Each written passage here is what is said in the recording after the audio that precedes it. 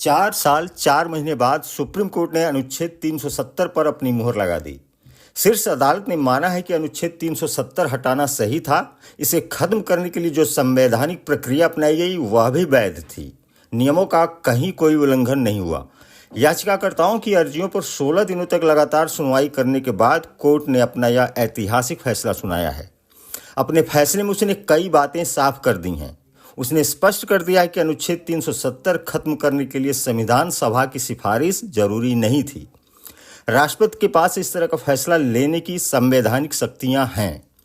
भारत में विलय के बाद जम्मू कश्मीर की अलग से अपनी संप्रभुता का सवाल ही नहीं उठता और केंद्र के हर फैसले को चुनौती नहीं दी जा सकती। साथ ही उसने जम्मू कश्मीर में 30 सितंबर 2024 तक विधानसभा चुनाव कराने के लिए चुनाव आयोग को डेडलाइन भी दे दी है। जाहिर है कि सुप्रीम कोर्ट की नज़र में अनुच्छेद 370 खत्म करना सही कदम था। उसने केंद्र सरकार के इस फैसले को कानून और संविधान के नज़रिए से देखा, परखा और जांचा है। सरकार के फैसले में अगर कहीं उसे खामी या खोट नजर आई होती तो वह सवाल उठाता या फैसले को ही गलत बता देता, लेकिन उसकी नज़र में फैसला एकदम दुरुस्त है। उसके इस फैसले से जम्मू कश्मीर के उन नेताओं के पेट में दर्द होने लगा है जो दशकों से अपनी सियासत की दुकान चमकाते आए हैं।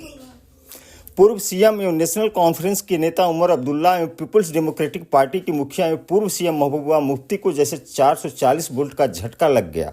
वे अदालत के फैसले से मायूस और निराश हैं। उनका दुखड़ा सुनकर यही लगता है कि मानो वह फैसला अपने पक्ष में आने की उम्मीद कर रहे थे। सुप्रीम कोर्ट का फैसला भी उन्हें मंजूर नहीं है।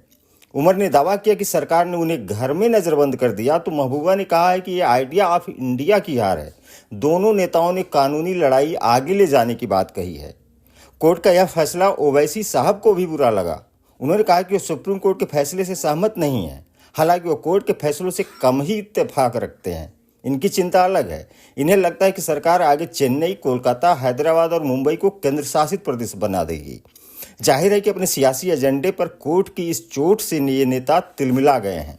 ये राख से अब आग की उम्मीद कर रहे हैं। इन्हें अपनी राजनीति सूझ रही है। अनुच्छेद 370 हटने के बाद राज्य में हुए विकास, युवाओं को मिले रोजगार एवं घाटी की अमन शांति से इन्हें मतलब नहीं है। इन्हें आम लोगों को भड़काना बंद करना चाहिए और चुनावी प्रक्रिया में भाग लेकर और लोगों का भरोसा जीतकर जम्मू कश्मीर के विकास में अपना सहयोग देना चाहिए।